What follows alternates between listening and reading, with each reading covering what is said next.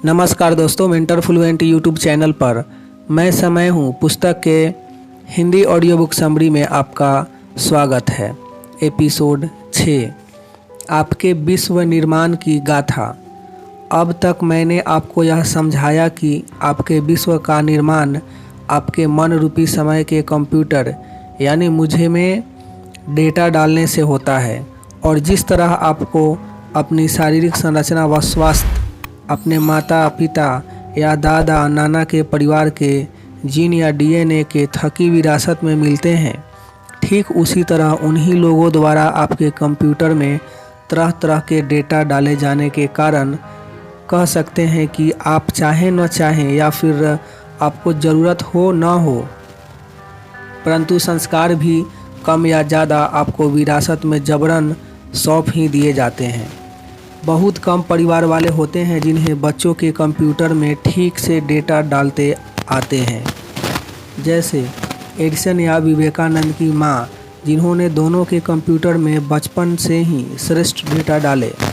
वैसे ही जितने भी बड़े लोग हुए हैं, प्रायः उनके माता पिता, परिवार वाले या टीचर वगैरह ने बचपन से उनके कंप्यूटर में ठीक डेटा डाले ही होते हैं। और एडिसन की माँ नैन्सी की तो जितनी तारीफ़ की जाए कम है। वाकई दुनिया भर की माँओं को उन्हें अपना आइडल बना लेना चाहिए। वैसे ही मैं तो कहता हूँ कि हेलेन केलर की टीचर एने को भी विश्व भर के टीचरों को अपना आइडल बना लेना चाहिए। ज़रा देखें, उसने देखने, सुनने व बोलने की क्षमता खो चुकी बच्ची के कंप्यूटर में कैसे कैसे डेटा डाले कि हेलेन केलर विश्व इतिहास में कर्मठता की देवी बनकर उभर आई।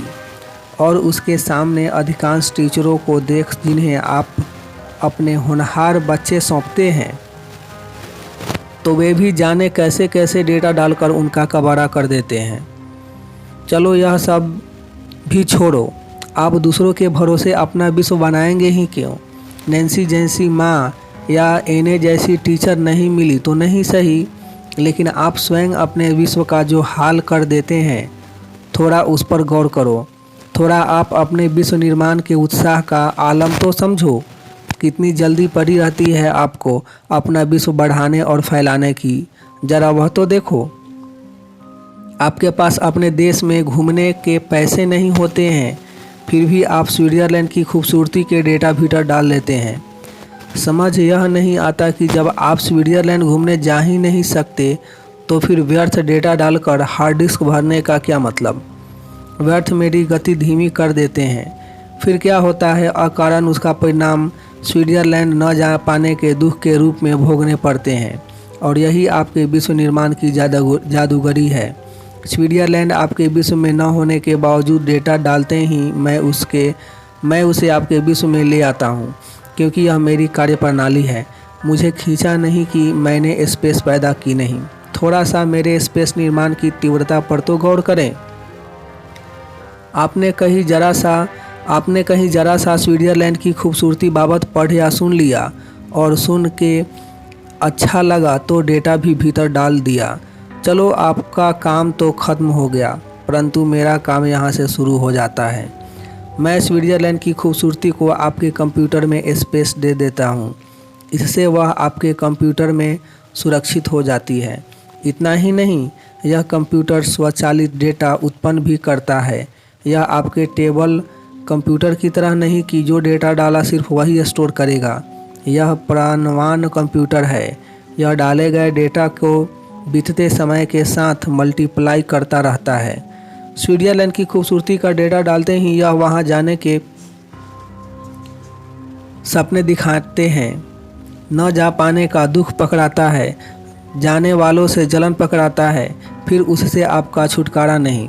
वह खूबसूरती पड़े पड़े आपको परेशान करती रहती है, और वह भी इस कदर कि आपकी आंखों के सामने जो भी उपलब्ध खूबसूरतियां हैं, वे सब आपको भाना बंद हो जाएंगी।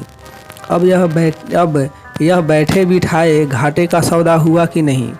इस तरह विश्व फैलाकर आपके हाथ क्या लग रहा है? इस कंप्यूटर का नियम है, नमाज पढ़ने जाते तो रोजे गले पकड़वा देता, नमाज पढ़ने जाते तो रोजे गले पड़वा देता। आप हिंदू हैं का एक डेटा डालते तो वह पीछे पीछे उपवास से लेकर 50 भगवान और विधि विधान सब गले पकड़वा देता। ठीक वैसे ही कई स्टूडेंट्स ऐसे होते हैं जिनके पास इंडिया में कॉलेज की फ़ी भरने के लाले पड़े हुए होते हैं और वे ऑस्ट्रेलिया में कौन कौन सी अच्छी यूनिवर्सिटी हैं के बाबत पता लगाने दौड़ पड़ते हैं। स्वयं का सब्जेक्ट कॉमर्स है और विज्ञान संबंधी यूनिवर्सिटी की जानकारियाँ जुटाने में लग जाते हैं। नौकरी के ठिकाने नहीं होते और कारों के बाबत पढ़ने में रुचि दिखाते हैं। यानी कुल मिलाकर कहने का तात्पर्य कि एक नहीं 1000 तरीके के अनावश्यक डेटा वे अपना हार्ड डिस्क में डालते ही रहते हैं और इधर अपने स्वभाव से मजबूर मैं सबको आपके विश्व में लाता ही रहता हूँ। मनुष्य के अपने जगत का निर्माण उसके मन स्वरूपी कंप्यूटर में डेटा डालने से होता है। वैसे आपकी यह डेटा डालने की आदत वस्तुओं तक ही सीमित नहीं होती। जैसे जैसे आप बड़े होते जाते हैं अपने विश्व में एक के बाद एक मनुष्य भी लाते चले जाते हैं। परिवार वाले तो समझे स्वतः ही आपके विश्व में घुस जाते हैं, परंतु अन्य मनुष्यों का दायरा भी तो आप बढ़ाते ही चले जाते हैं। और मज़ा यह कि सिर्फ दायरा ही नहीं बढ़ाते, उनसे चंद अपेक्षाओं के डेटा भी अपने कंप्यूटर में डालते चले जाते हैं।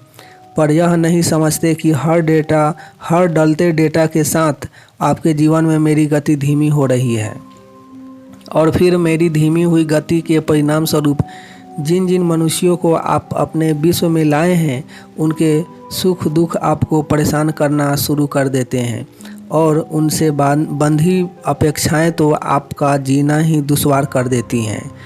फिर तो अपेक्षाएं टूटने का दुख धीरे धीरे कर आपके जीवन में रोज़मर्रा का हो जाता है। चलो यह सब भी समझ में आता है, परंतु आप हद तो तब कर देते हैं जब अपने कंप्यूटर का कीबोर्ड ही खुला छोड़ देते हैं, जिसे जब और जैसी मर्जी आए डेटा डाल दे। फिर तो जिसे मौका मिलता है वही आपके कंप्यूटर में डेटा डालना शुरू हो जाता है।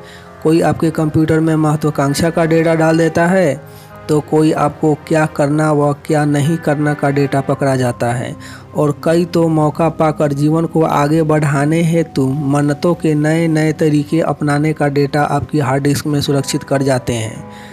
कोई आपके कर्तव्यों की सूची आपको पकड़ा जाता है तो कोई आपको अपनी खामियों की लिस्ट पकड़ा देता है। कोई आपकी तुलनाएं जाने किस किस से करके आपको हीनता पकड़ा जाता है तो कोई वस्तुओं के प्रति आपका आकर्षण जगाकर उनका आपके विश्व में पदार्पण करवा जाता है। समझ यह नहीं आता कि जब आप अपने मामूली टेबल कंप्यूटर में कोई बेकार डेटा नहीं डालते, जब आप अपने उस साधारण कंप्यूटर की हार्ड डिस्क का इतना ख्याल रखते हैं, तो फिर जो कंप्यूटर आपके विश्व का निर्माण कर रहा है उसमें इतने बेवजह के डेटा क्यों डालते रहते हैं। और यह तो बिल्कुल मेरी समझ के बाहर है कि जब आप अपने लैपटॉप या पर्सनल कंप्यूटर को किसी को छूने तक नहीं देते, कोई व्यर्थ डेटा न डाल जाए उस डर से पासवर्ड रखते हैं, तो आप अपने विश्व बनाने वाले कंप्यूटर में चाहें अपने जीवन के बाबत लापरवाह सिद्ध नहीं करते।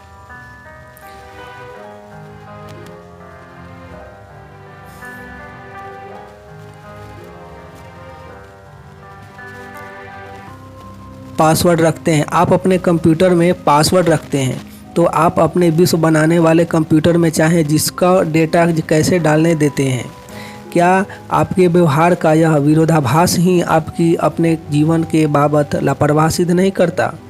और फिर आप अपने विश्व को देखें तो सही, कुछ भी तो नहीं छोड़ा है आपने उसमें।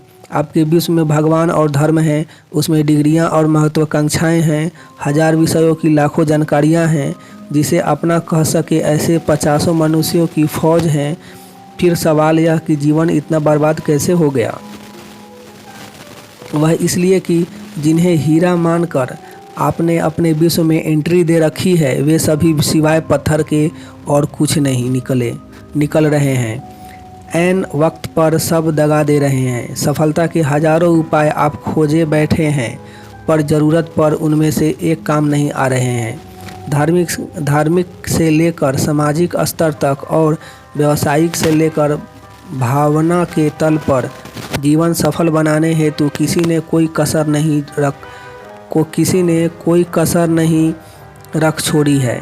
परंतु कटु सत्य यही है कि परिणाम में किसी के हाथ कुछ नहीं लग रहा है। ऐसा क्यों? तो उसका एक ही जवाब है कि आपने जिन वस्तुओं का अपने विश्व में जाने अनजाने संग्रह किया है या होने दिया है, उनसे आपका विश्व नियम से ही आबाद नहीं हो सकता है। वहीं दूसरी हकीकत यह भी है कि व्यर्थ के डेटा डाल कर आपने अपना विश्व इतना बड़ा बना लिया है कि अब वह आपके नियंत्रण में ही नहीं रहा है। हालांकि उम्मीद करता हूं कि अब आप अपने विश्व निर्माण की प्रक्रिया पूरी तरह समझ गए होंगे। आपका मन रूपी समय कितना जादू भरा कंप्यूटर है, यह भी आप समझ ही गए होंगे। मैं कैसे डेटा डालते ही उस वस्तु को आपके विश्व की हकीकत बना देता हूँ, यह भी आपको पता चल ही गया होगा। और यह समझाने की तो ज़रूरत ही नहीं कि डेटा डालते वक्त बढ़ती गई सजगता ही आपके विश्व को बचा सकती है, क्योंकि आज आपके विश्व में जो कुछ भी है वह आप ही के डाले गए डेटा के कारण अस्तित्व में आया है।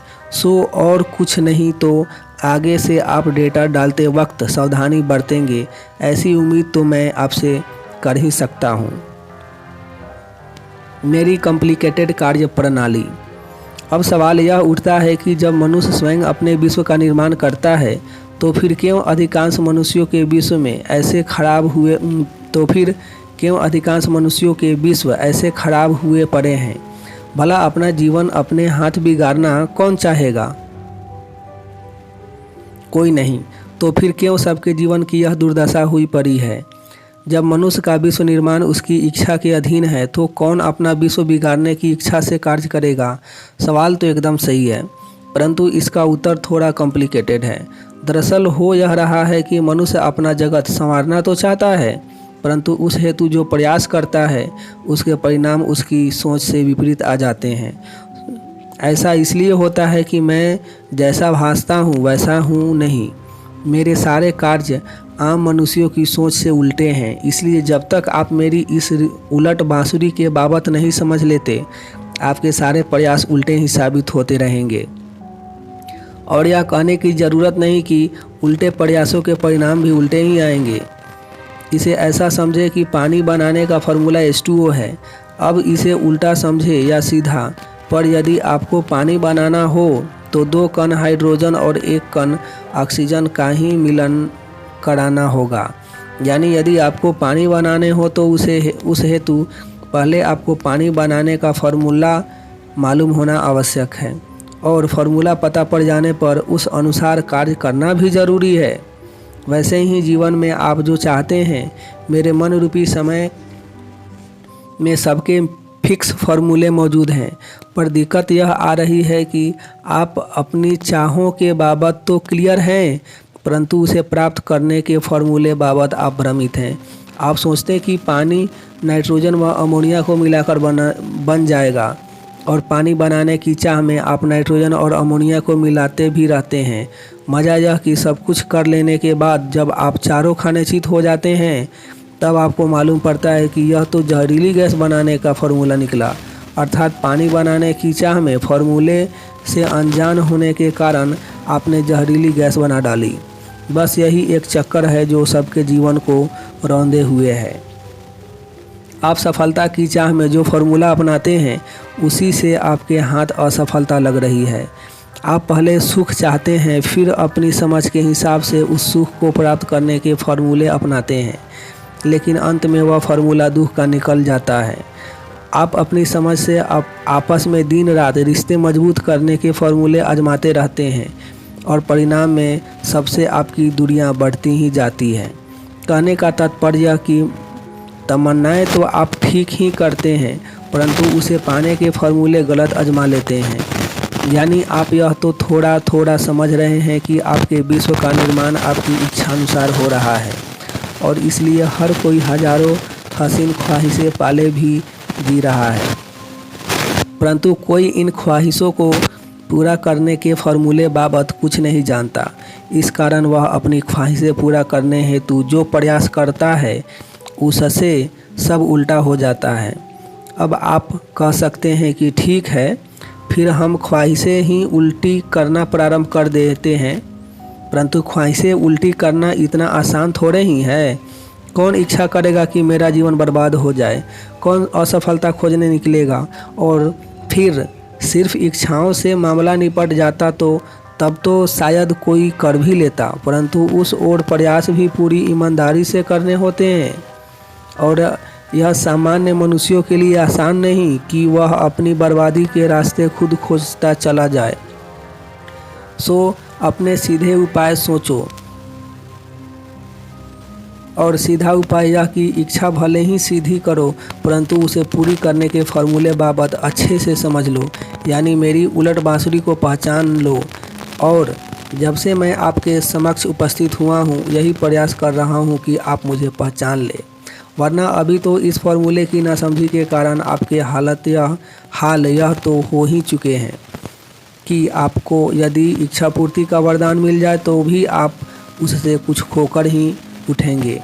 यानी आप यह गलत चाहने व करने की दौड़ में इतना आगे निकल गए हैं कि आपको कुछ भी क्यों न मिल जाए, अंत में आप बर्बाद होकर ही उठेंगे।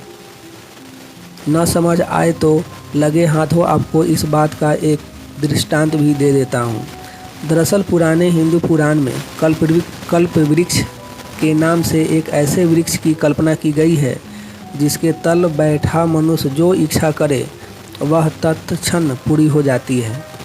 अब जीवन में इससे बड़ा तो आप कुछ नहीं पा सकते हैं, परंतु मैं यहाँ यह समझाना चाह रहा हूँ कि वह मिल जाए तो भी क्या होगा। एक दिन ऐसा हुआ कि एक थका हारा मुसाफिर जंगल में फंस गया। जंगल इतना घना और सुनसान था कि 4 दिन बीत जाने के बावजूद उसे बाहर निकलने का कोई मार्ग नहीं मिल रहा था। चल चल कर वह काफ़ी थक भी गया था। ऊपर से 3-4 रोज उसने कुछ खाया भी नहीं था। खाने की क्या बात करें, उसे इन 4 दिनों में पानी तक नसीब नहीं हुआ था। बस गहन निराशा की मनोदशा में उस संध्या भी उसने पिछले रोज की ही तरह एक घने पेड़ के नीचे आसरा लिया। भूख प्यास व थकान ने मिलकर उसकी हालत ऐसी कर दी थी कि अब मरा तब मरा हो गया था। लेकिन यहाँ समय ने करवट ली। उसने जिस पेड़ के नीचे आसरा लिया था वह कल्प वृक्ष था। हालांकि उसे इस बात का अंदाज़ा बिल्कुल नहीं था, न ही उसने कभी कल्प वृक्ष के बारे में सुन ही रखा था।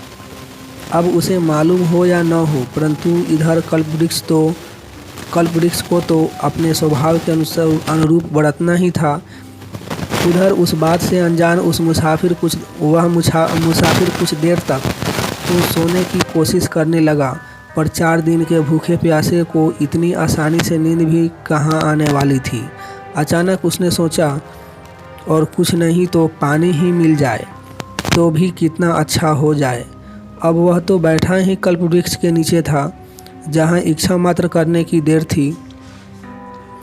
बस यहाँ उसने सोचा और वहाँ से 2 खूबसूरत लड़कियाँ चांदी का गिलास व पानी से भरा एक जग लेकर हाजिर हो गई।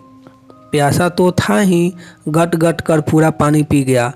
पानी पेट में गया तो खाने की इच्छा जागृत हो उठी। तत्क्षण 4-5 सेविकाएं 50 वानगियों से भरा एक थाल लेकर हाजिर हो गई। वह तो मारे भूख के पूरा थाल चट कर गया। अब एक बार पेट भरा तो बुद्धि भी ठिकाने आ गई। अचानक घबरा गया, यह क्या, कहीं भूत प्रेत तो नहीं? बस क्या था, भूत प्रेत हाजिर हो गए। मारे डर के वह वहीं मर गया। यही हाल आपका है। पहले तो उटपटांग इच्छाएं करते हैं, फिर उन्हें पूरी करने हेतु 1000 उल्टे सुलटे उपाय खोजते हैं, और फिर परिणाम में जो कुछ मिलता है उससे जीवन भर मरे मरे जीते रह जाते हैं। यह तो अच्छा है जो आपको कल्प वृक्ष मिलता नहीं, वरना आपका हाल तो आपके वर्तमान से भी बुरा हो जाए। इसे मजाक मत समझना, वाकई आपकी सारी इच्छाएं पूरी हो जाए तो आपका जीवन पूरी तरह तहस नहस हो जाए। अतः यह मत समझो कि आपके वर्तमान हाल का कारण यह है कि आपके पास इच्छा पूर्ति के ठीक फॉर्मूले नहीं हैं। बल्कि सच तो यह है कि दोष आपकी इच्छाओं में है। सो कुल मिलाकर मैं कहना यह चाहता हूँ कि पहले तो पूर्ण सजगता से इच्छा करना, फिर उसका ठीक फॉर्मूला अप्लाई करना। बस यही आपके जीवन को आप जैसे चाहते हैं वैसा बना सकता है। निश्चित ही इसमें सबसे बड़ी बाधा मेरे कॉम्प्लिकेटेड स्ट्रक्चर की है, तो वही तो आपको अलग अलग तरह से समझाने के प्रयास में लगा हुआ हूँ, ताकि जल्द ही आपको अपने विश्व संवारने के एक से एक फार्मूले बता सकूं, और साथ ही मेरे बाबत कुछ अन्य गहन रहस्यों पर से पर्दा भी उठा सकूं। परंतु फिर भी आपको जो सीखना है वह तो सीखना ही रहा। ताली तो दो हाथों से ही बजेगी। मिलेंगे नेक्स्ट एपिसोड में, तब तक अपना ढेर सारा ख्याल रखिए। लाइफ को एंजॉय कीजिए, गाते रहिए, गुनगुनाते रहिए, मस्ती के साथ जिए। आपका कीमती समय देने के लिए आपको बहुत बहुत धन्यवाद।